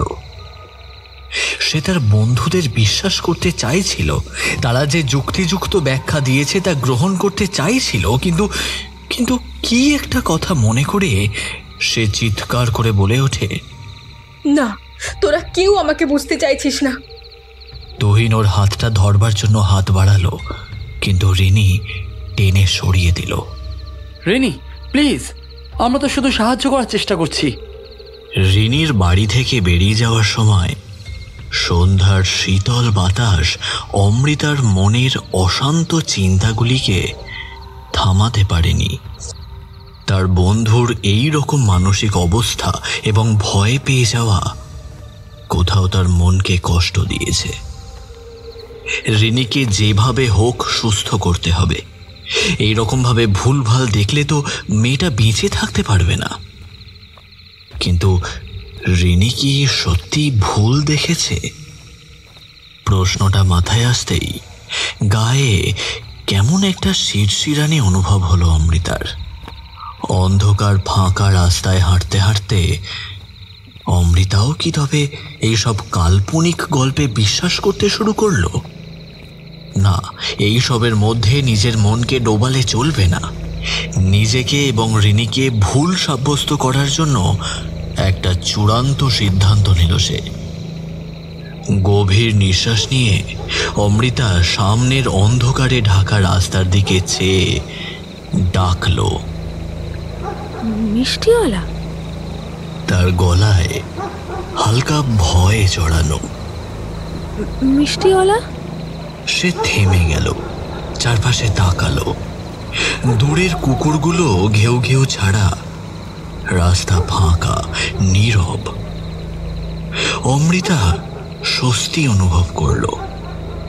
সে একবার শেষবার ডাকবে, তারপর তাদের সব ভয়ে যে ভিত্তিহীন তার প্রমাণ সহ রিনির কাছে যাবে। মিষ্টিওয়ালা। সে ডাকলো, এবার বেশ জোরের সাথেই ডাকলো। পুরনো বিল্ডিংগুলো থেকে তার কণ্ঠস্বর প্রতিধ্বনিত হলো। সেই স্বর মিলিয়ে যাওয়ার আগে এক মুহূর্তের জন্য বাতাসে মিশে আছে বলে মনে হলো। কিছুই ঘটেনি, কোনো ভৌতিক আবির্ভাব, কোনো রহস্যময় মিষ্টি অথবা অন্য কোনো জগতের কণ্ঠস্বর, কিছুই না। অমৃতা একটু হাসল। সে সঠিক ছিল। এই সবই একটা ছেলে ভোলানো গল্প ছাড়া তার বেশি কিছুই নয়। এক মুখ হাসি আর কিছুটা যুদ্ধ জেতার ভাব নিয়ে নিজের বাড়ির গলির দিকে পা বাড়ালো সে। বাড়ির কাছে আসতেই কোথা থেকে একটা দমকা হাওয়া এসে তার গায়ে লাগলো। কাছেই কোথাও একটা পেঁচা আওয়াজ করতে করতে উড়ে গেল।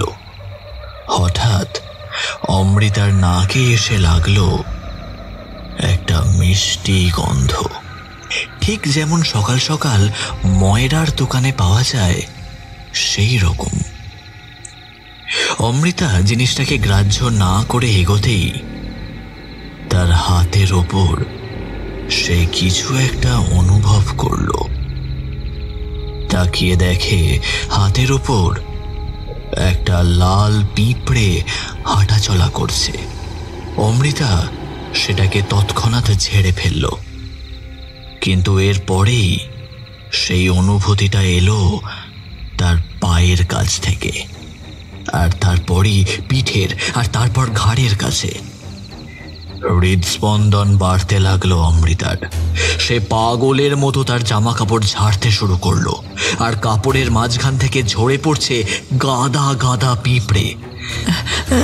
এত পিঁপড়ে এলো কি করে তার গায়ে? যতই ঝাড়ছে ততই যেন পিঁপড়ের সংখ্যা বেড়ে চলেছে তার গায়ে। ঠিক এই সময় সে দেখল গলির একটা ল্যাম্পপোস্টের আলোর নিচে দাঁড়িয়ে একটা ছায়া মূর্তি। দূর থেকে তেমন কিছু বোঝা যাচ্ছিল না, কিন্তু অমৃতার মন বলছিল কোনো বিপদ আছে। ধীরে ধীরে লোকটা এগোতে লাগলো। তার সারা গায়ে বেয়ে চলেছে অসংখ্য পিঁপড়ে। রস জাতীয় তরল তার দেহ থেকে ফোঁটা ফোঁটা ঝরে পড়ছে।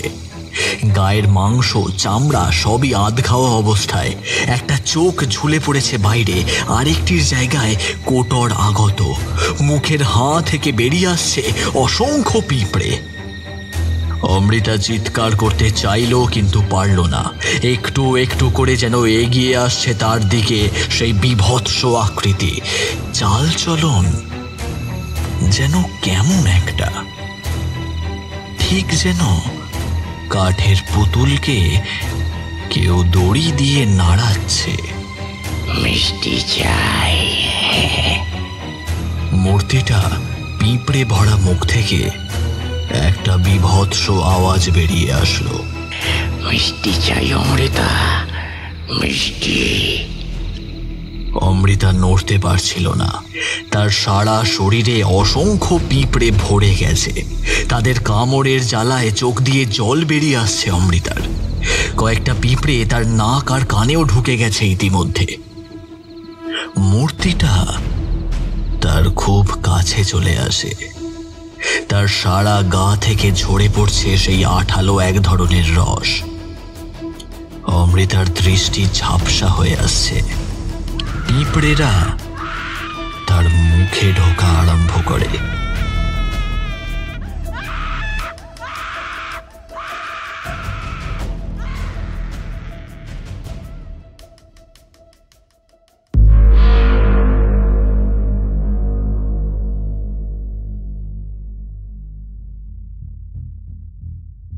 একজন সবজি বিক্রেতা দিনের ব্যবসার জন্য তার ঠেলা গাড়ি ঠিক জায়গায় রাখছিল। ঠিক তখনই এমন একটা দৃশ্য সে দেখল যা যে কোনো মানুষের রাতের ঘুম কেড়ে নেবে। সেখানে মূল রাস্তা থেকে ঠিক দূরে সরু গলিতে এক যুবতীর লাশ। তার চামড়া মাংস সবই ছেঁড়া, সারা দেহ কোনো মিষ্টি তরলে ঢাকা, যার উপর ভেসে বেড়াচ্ছে অসংখ্য পিঁপড়ে। কিন্তু সব থেকে ভয়ঙ্কর ছিল তার মুখ, নিথর আতঙ্কের অভিব্যক্তিতে ভরা। তার মুখ এবং চোখ পিঁপড়ে দিয়ে ভরা। কয়েক মিনিটের মধ্যেই গলিতে চাঞ্চল্য ছড়িয়ে পড়ে। পুলিশের সাইরেন বেজে উঠল, দর্শকরা জড়ো হলো এবং ক্রমবর্ধমান ভিড়ের মধ্যে দিয়ে মিষ্টিওয়ালার এক গুঞ্জন ছড়িয়ে পড়ল। ইন্সপেক্টর শর্মা ঘটনাস্থলে উপস্থিত হন। ভিকটিমকে চিনতে পেরে সে ব্যথিত হলো। অমৃতা, সে বিড়বিড় করল। কাল অবধি যেই মেয়েটাকে সুস্থ স্বাভাবিক অবস্থায় দেখেছে, আজ তাকে এই অবস্থায় দেখে কষ্ট হলো তার। পুলিশ এলাকাটা ঘেরাও করে তদন্ত শুরু করার সাথে সাথে শহরে কথাটি দ্রুত ছড়িয়ে পড়ল। খবরটা রিনির কাছে পৌঁছাতেও বেশি সময় লাগলো না। তার সাম্প্রতিক মানসিক অবস্থা আর ভয় সত্ত্বেও সে কখনো স্বপ্নেও ভাবেনি যে তার বন্ধুকে তাকে হারাতে হবে। ইন্সপেক্টরের কাছে পুরো ঘটনাটা শোনার পর রিনির আর কোনো সন্দেহ রইল না। সে তখনই তীর্থঙ্কর ব্যানার্জির অ্যাপার্টমেন্টের দিকে পা বাড়ালো।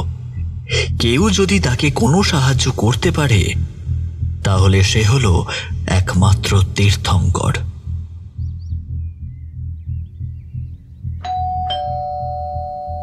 তীর্থঙ্কর দরজা খুলে দিল। রিনির সারা শরীর তখন ভয় কাঁপছে, মুখ চোখ ফ্যাকাশে। তীর্থঙ্কর তাকে ঘরে বসিয়ে জল খেতে দিল। হ্যাঁ, আমি অমৃতার কথা শুনেছি, খুব খারাপ লাগলো শুনে। রিনি একটা চেয়ারে বসে পড়ল। কান্নায় তার চোখ লাল হয়ে ফুলে উঠেছে। তীর্থঙ্কর চা বানাতে লাগলো। ফিরে এলো, কিন্তু তার মুখমণ্ডল গম্ভীর। এভাবে অমৃতাকে কেই বা মারবে বা কেন? রিনি তার দিকে তাকালো। তার কণ্ঠ কর্কশ। আমি জানি এটা ওই মিষ্টিওয়ালারই কাজ। ওই মেরেছে অমৃতাকে, কিন্তু কেন? অমৃতাকে কেন? তীর্থঙ্কর একটা দীর্ঘশ্বাস ফেলল। রিনির সামনের চেয়ারে বসে পড়ল। আমাদের শেষ আলোচনার পর থেকে আমি কিছু অতিরিক্ত গবেষণা করেছি। মিষ্টিওয়ালার গল্পে আরো অনেক কিছু আছে যা আমি আগে জানতাম না। তিনি থামলেন। কথা চালিয়ে যাওয়ার আগে তার চিন্তাভাবনাকে কিছুটা একত্রিত করলেন। মিষ্টিওয়ালার অভিশাপ শুধু প্রতিশোধ নিয়ে নয়, এটা ভারসাম্যের বিষয়েও। গোবিন্দ বাগদির অভিশাপ এখন একরকম অশুভ শক্তিতে পরিণত হয়েছে, যা যে কোনো মানুষকে শিকার বানাতে পারে। কিন্তু অভিশাপও তো ভাঙা যেতে পারে, তাই না? রিনি সামনের দিকে ঝুঁকে পড়ল। তার শোকগ্রস্ত হৃদয়ে আশার স্ফুলিঙ্গ জ্বলছে। কিভাবে কিভাবে শেষ করব ওকে, বলুন তীর্থঙ্কর দা। গোবিন্দের আসল দেহ মনে করে দেখো, তাকে গোপনে কবর দেওয়া হয়েছিল। তার পার্থিব দেহাবশেষ যথাযথভাবে সমাহিত না হওয়া পর্যন্ত তার আত্মা বিশ্রাম নিতে পারে না। তাহলে আমরা যদি তার মৃতদেহ খুঁজে পাই এবং ওটাকে সঠিকভাবে দাহ করি, তাহলে কি? রিনি জিজ্ঞেস করল। তীর্থঙ্কর মাথা নাড়ল। পুরনো হিন্দি রীতি অনুসারে দেহটাকে অবশ্যই পুড়িয়ে ফেলতে হবে। আগুন শুদ্ধ করে। আগুন গোবিন্দের আত্মাকে তার পার্থিব বন্ধন থেকে মুক্ত করে দেবে এবং মিষ্টিওয়ালার অভিশাপকে একবারের জন্য ভেঙে দেবে। কিন্তু আমরা কিভাবে লাশ খুঁজে পাবো? গোবিন্দর সময় থেকে সুকান্তপল্লী অনেক বদলে গেছে। এখানেই তোমার গবেষণা কাজে আসবে। তুমি যে সমস্ত পুরনো মানচিত্র এবং সম্পত্তির রেকর্ডগুলোর খোঁজ করছো, তার মধ্যে গোবিন্দের কবরের জায়গাটা শনাক্ত করার চাবিকাঠি থাকতে পারে। গোবিন্দের কবরের সম্ভাব্য স্থান খোঁজার সময় তারা নথি এবং মানচিত্রগুলোকে ভালো করে বিশ্লেষণ করে রিনি একটা নতুন উদ্দেশ্য খুঁজে পাচ্ছিল। সে এই অভিশাপের অবসান ঘটাবেই, শুধু নিজের জন্য নয়, অমৃতার জন্যেও। তার বন্ধুর মৃত্যু বৃথা হবে না। তার কাজ করতে করতে ঘণ্টাখানেক পেরিয়ে গেল। সূর্য মধ্য গগনে এবং তারপরে একটা সময় তার অবতরণ শুরু হলো। অবশেষে ছায়াগুলি বাইরে লম্বা হওয়ার সাথে সাথে রিনির আঙুলটি পুরনো মানচিত্রের একটি জায়গায় এসে থামল। এখানেই তারা ওকে কবর দিয়েছে। এটি একমাত্র জায়গা যা সমস্ত সূত্রের সাথে খাপ খায়। তীর্থঙ্কর ঝুঁকে পড়ে দেখল। জায়গাটা ভালোভাবে দেখল সে। পুরনো বটগাছ, অবশ্যই। সেখানেই তো ওর একটা মন্দির মতো তৈরি আছে। হয়তো লোকেরা গোবিন্দ বাগদির আত্মাকে শান্ত করার জন্য ওখানে মন্দির বানানোর চেষ্টা করেছিল। রিনি উঠে দাঁড়ালো। আমাদের সেখানে যেতে হবে আজ রাতেই। অন্য কেউ মারা যাওয়ার আগে আমাদের এই অভিশাপকে শেষ করতেই হবে। তীর্থঙ্কর উদ্বিগ্ন দৃষ্টিতে তার দিকে তাকালো। রিনি, তুমি কি নিশ্চিত? এটা বিপজ্জনক হতে পারে। সম্ভবত আমাদের ইন্সপেক্টর শর্মাকে জানানো উচিত। কিন্তু রিনি আগেই দরজার দিকে এগোচ্ছিল। সময় নেই। তাছাড়া কেউ বিশ্বাস করবে না যে মিষ্টিওয়ালা অমৃতাকে নিয়ে গেছে। আমি ওকে অন্য কাউকে নিয়ে যেতে দেব না। রিনি এবং তীর্থঙ্কর যখন সুকান্ত পল্লীতে পৌঁছালো তখন রাত 10টা। সাধারণত কোলাহলপূর্ণ এলাকাটি খুব শান্ত ছিল আজ, যেন পুরো আশেপাশের শ্বাস আটকে আছে। কিছু লোক তখনও মাথা নিচু করে তাড়াহুড়ো করে হেঁটে চলেছে, কিন্তু তাদের অপলক দৃষ্টি রিনি ও তীর্থঙ্করের দিকে।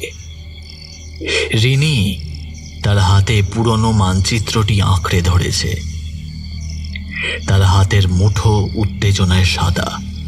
রাতের উষ্ণ বাতাস থাকা সত্ত্বেও রাস্তার শেষ প্রান্তে আধিপত্য বিস্তারকারী প্রাচীন বটগাছের কাছে যাওয়ার সময় সে তার মেরুদণ্ড দিয়ে একটি ঠান্ডা স্রোত অনুভব করেছিল। সে তীর্থঙ্করকে ফিসফিস করে বলল, এই তো। তীর্থঙ্কর তার ব্যাগ থেকে একটা ছোট বেলচা বের করলেন। আমাদের তাড়াতাড়ি কাজটা করতে হবে। যদি আমরা রাস্তায় খোঁড়াখুড়ি করতে গিয়ে ধরা পড়ি তাহলে আরো বেশি সমস্যায় পড়ব। যখন তারা গাছের গোড়ায় বেলচা চালাতে শুরু করলো, রিনি অনুভব করতে পারল কেউ তাদের দেখছে। বটগাছটায় কিছু একটা যেন নড়ে উঠে শান্ত হয়ে গেল। ভয় থাকা সত্ত্বেও রিনি থেমে গেল। খোঁড়াখুড়ি করতে করতে ঘন্টার পর ঘন্টা কেটে গেল। প্রতিবার বেলচা দিয়ে মাটির গর্ত গভীর থেকে গভীরতর হতে থাকলো। রিনির হাত ব্যথা করে ওঠে। তার সারা মুখ ঘামে, কিন্তু সে থামতে রাজি হলো না। তাদের গোবিন্দের দেহাবশেষ খুঁজে বের করতেই হবে। এই দুঃস্বপ্ন শেষ করার একমাত্র উপায় এটাই। হঠাৎ তীর্থঙ্করের বেলচায় শক্ত কিছু লেগে গেল। উত্তেজনায় আর শঙ্কায় সে ডাক দিল, রিনি, মনে হয় আমরা কিছু খুঁজে পেয়েছি। রিনি গর্তে ঝাঁপিয়ে পড়ল। তার হৃৎপিণ্ড কেঁপে উঠল। ধুলোর একটা পাতলা আস্তরণ সরাতেই তাদের চোখ পড়ল একটি কঙ্কালের ওপর। রিনি নিঃশ্বাস ফেলল। গোবিন্দ বাগদির দেহ। হঠাৎ নাকে এসে লাগলো একটা মিষ্টি গন্ধ। রিনি গন্ধটা খুব ভালো করেই চিনত। মিষ্টি চাই। অন্ধকার থেকে একটি রসালো কণ্ঠস্বর ডেকে উঠল, মিষ্টি চাই। ধীরে ধীরে রিনি মুখ ঘুরিয়ে গর্তের কিনারার দিকে তাকালো। সেখানে রাতের আকাশের বিপরীতে ছায়াময় একটি মূর্তি দাঁড়িয়েছিল। বড় মুহূর্তেই সেই ছায়ামূর্তি তাদের ওপর আছড়ে পড়ল। তার শরীরে আঠালো রসে ভরা এক গাদা কালো পিঁপড়ে যেন ছেয়ে আছে তাকে। যেখানে তার মুখ থাকার কথা সেখানে কেবলই এক গাদা কালো পিঁপড়ে, মাঝে মাঝে বিচ্ছিন্ন হয়ে যাওয়া মাংস এবং খালি চোখের গর্ত। তীর্থঙ্কর দা, নড়বে না, নড়বে না কিন্তু। কিন্তু ইতিহাসবিদ ইতিমধ্যেই গর্ত থেকে বেরিয়ে আসছিলেন। তার মুখে আতঙ্ক স্পষ্ট। সে চিৎকার করে উঠল, পালাও রিনি, নিজেকে বাঁচাও। মিষ্টিওয়ালার মাথাটা তীর্থঙ্করের দিকে ঘুরে গেল। এক অভূতপূর্ব গতিতে সেই দানবটি এগিয়ে এলো তীর্থঙ্করের দিকে, চেপে ধরল নিজের দু হাত দিয়ে তীর্থঙ্করের গলা। রিনি আতঙ্কিত হয়ে দেখছিল যে ক্রমশ তীর্থঙ্করের আওয়াজ ক্ষীণ হয়ে আসছে। তার শরীর দ্রুত পিঁপড়েদের দ্বারা আচ্ছাদিত হয়ে যাচ্ছে। রিনি আতঙ্কে নিজেকে মাটির দেওয়ালের সাথে চেপে ধরে।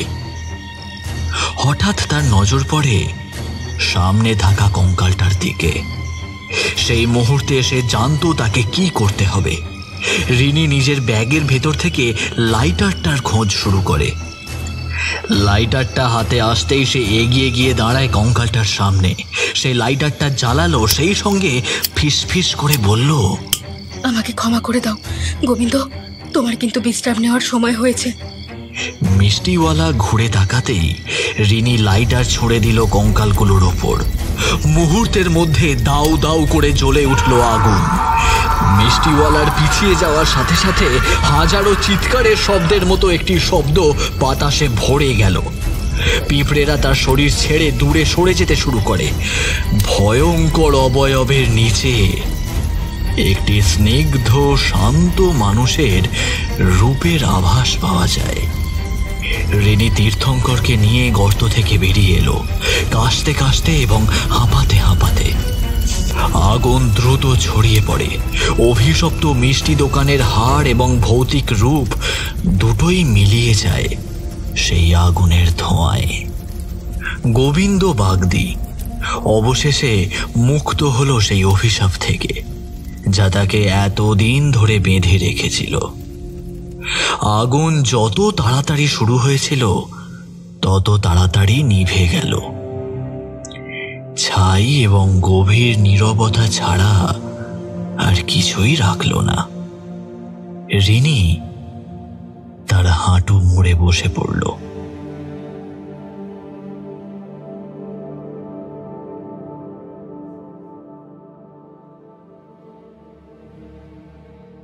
ঘটনার 1 বছর পর প্রফেসর তীর্থঙ্কর বড় অডিটোরিয়ামে দাঁড়িয়ে।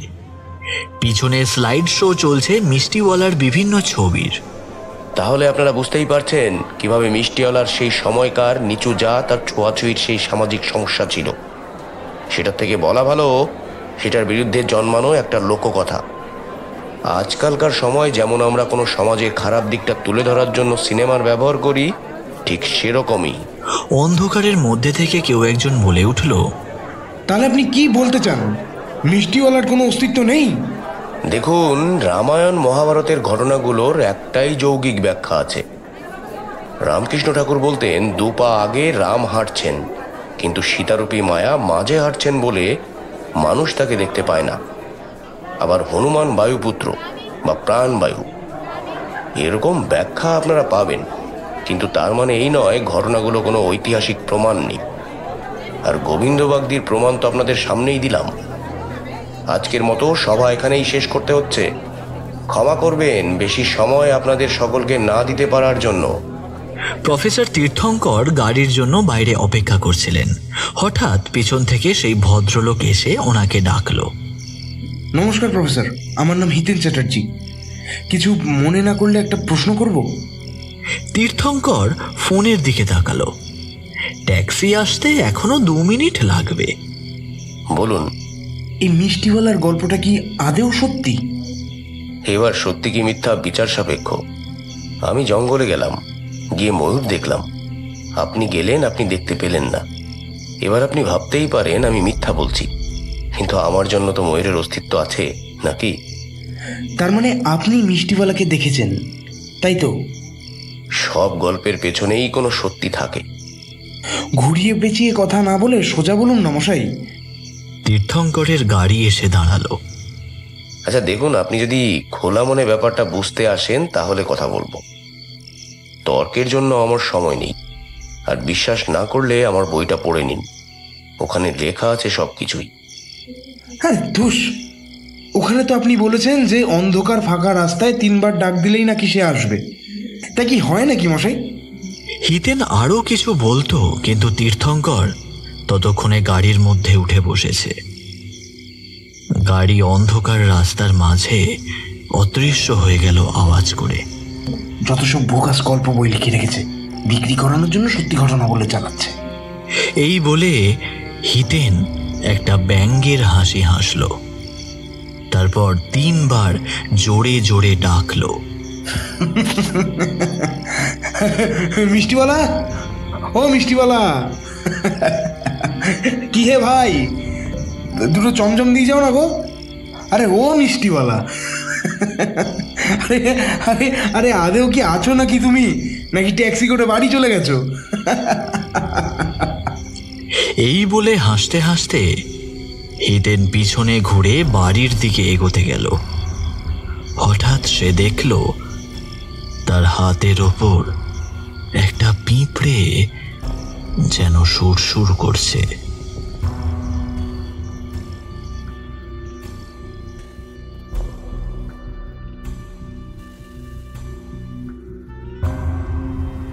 আজকের গল্প এখানেই শেষ। সবাই ভালো থাকবেন, গল্প শুনবেন।